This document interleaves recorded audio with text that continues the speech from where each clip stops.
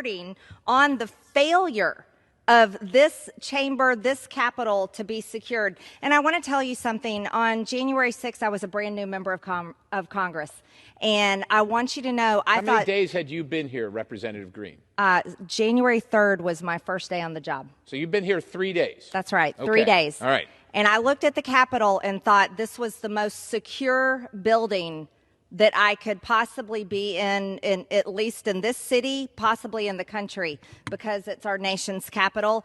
And tragically, we found out it was not. And I was shocked by that. What amazes me is the overwhelming amount of evidence that the National Guard was requested to be here, and it was continuously turned down. And the biggest shocker to me is that there's three people that turned it down. It was Chuck Schumer in the Senate, Nancy Pelosi in the House, and Mayor Muriel Bowser. If I could interject for just a moment, who's in charge of security here in the House of Representatives? The Sergeant at Arms, and that would be Nancy Pelosi. Right. Nancy Pelosi. The Speaker. The Speaker of the House is the one in charge of the House Sergeant at Arms. And the House Sergeant at Arms and the Senate Sergeant at Arms turned down the request for the National Guard to keep all of us safe from the threats that they knew existed. Are we going to find out if they got ordered to do that by the Speaker or by the leader in the Senate? When We're going to find that out tonight? No, we will not hear that from the January 6th committee that has spent millions of taxpayer dollars supposedly investigating January 6th. I highly doubt we will hear that. But I want you to know that when we take back majority, these will be the investigations that we take on. Now, I want you to know some other things that really bother me as we've spoken about the failure and absolutely purposeful refusal to protect this Capitol by Nancy Pelosi, the Speaker of the House, Chuck Schumer, and Mayor Muriel Bowser. These are the failures. They did it on purpose. There's other things I don't think we'll hear about tonight, and I want to remind everyone.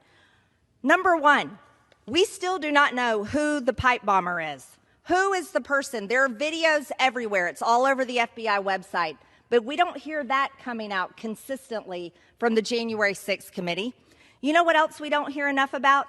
We do not understand what is happening to the over 800 people who have been arrested and charged for the events on January 6th. We don't know what is happening to them, and there are dozens of them right here in this city wasting away in the D.C. jail, being treated like political prisoners of war. And you know what? This is before they have been convicted of anything. They are there pre-trial, and no one cares about them. No one on this January 6th committee dares to ask a question, what is happening to these people and why their due process rights are being so flagrantly and horrifically violated pre-trial. Pre-trial, they are sitting in that jail. Do you know they have begged to go to Guantanamo Bay because they think terrorists are treated better than they are treated there. But no one cares about them. These people have been arrested and charged, and they're wasting in jail. You want to know something else that we're probably not going to hear about? What about the fact that there's a man named Ray Epps? Do you know who's not in the D.C. jail? Ray Epps. Ray Epps is not in the D.C. jail. And I know because I went in the D.C. jail. I did not see him there. He also is on video over and over again telling people to go in the Capitol. Well, I'm sure we'll hear about Ray Epps this evening. I don't think we're going to hear about Ray Epps. I don't think so. I don't think he's on the witness list. You know who else we probably won't hear about? The man on the scaffolding, the so-called scaffolding commander that told the crowd, told them, sent them, gave them orders to go in the Capitol, storm the Capitol. I haven't heard about him being questioned. Have you? No, I have not. No. You want to know something else? Here's a woman we don't hear anything about. A woman named Roseanne Boylan that was trampled in the tunnel, trampled to death. We never hear anything about this woman.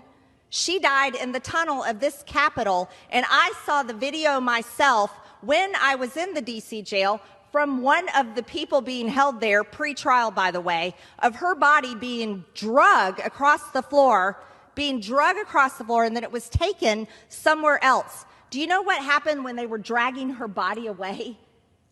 They pulled her away from someone that was giving her CPR. she was pulled away from life-saving CPR. Why did that happen? Are we going to hear about that from the committee tonight? I doubt it. They don't care about Roseanne Boylan. Here's my major issue. We are representatives of the people of the United States of America, and all I hear from everyone in this body is all they care about is themselves. The American people are suffering from so many things happening from the decisions of this body. But the people in this body and the people on that committee don't care about Roseanne Boylan from Georgia, by the way. They don't care about her family. They don't care about justice for them. They don't care about anything else but, oh, what happened to us on January 6th? Well, what happened to the American cities in 2020 that were burned and looted and destroyed because of BLM violence? Nothing. All that money raised on Act Blue for BLM, it went in their pockets. No one paid to rebuild those communities. Not at all. You know what else we probably won't hear about? Is Michael Byrd, who shot and killed Ashley Babbitt right out there. We don't hear about his reckless record of guns, which is all we've talked about all weekend here. We aren't hearing about that. Why aren't we hearing about that record? Why? Why isn't he standing trial? He's not. He just gets to get away with it. Did you know, and it's on video, I bet you we won't see this video, but I've seen it and it's out there. Did you know Ashley Babbitt was trying to stop people from breaking in? That is on video. I've watched it over and over. She was trying to stop people from breaking in, and then she was shot and killed. Yes, a lot happened on January 6th, and here's my question. You know what else? And the American taxpayers pay for this. There's surveillance cameras all over this building. If we really want to know the truth about January 6th, it's real easy. All we have to do is release the video footage, and everyone can see for themselves what exactly happened. And I think the American people deserve that, while they have to watch and go through this big cinematic production tonight and carrying on for weeks and weeks and weeks. And the American people pay for it, by the way. The American people deserve to see all the video surveillance, not just the little cut and pasted pieces that the January 6th committee is going to show tonight. And most of all, I want to finish with this. There is something terrible happening in this process, and it's called defamation of character.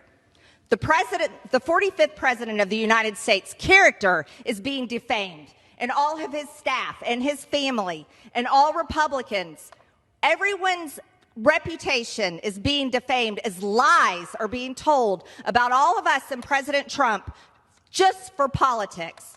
And it makes me sick. It absolutely disgusts me.